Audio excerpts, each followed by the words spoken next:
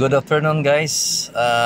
Today naka-experience ako ng walang aircon yung sasakyan ko. Mainit yung labas dito. Mainit dito. Mainit. At saka dito mainit ang labas. Tapos yung sa rear na aircon malamig naman siya. So ang analysis ko, okay yung prion kasi malamig yung sa rear eh.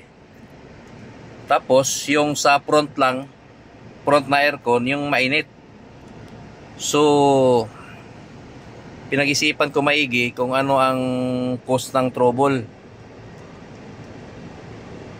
So ang biyahe namin from Baguio to Cavite is about 4.5 hours. Walang aircon. Mainit. Pero binuksan lang namin tong pintuan guys para medyo may hangin. Kaya lang, tiis muna. So, pagdating sa bahay, pinalamig ko muna yung makina bago ko in-stop. So, nag-isip ako na i-reset ko yung duda ko sa servo motor ng aircon or sa fuse or resistor. So, nung pinara ko yung makina guys, i-try ko pag-reset ang servo motor. So ito guys, gin-disconnect ko lang yung negative connection ng battery.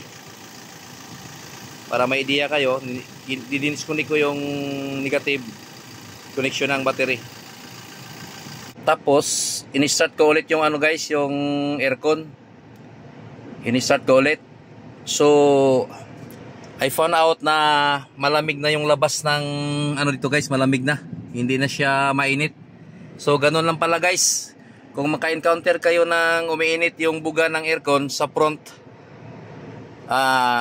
tanggalan nyo lang ng negative connection yung battery. That's it guys. Sana makatulong sa inyo ang video na ito.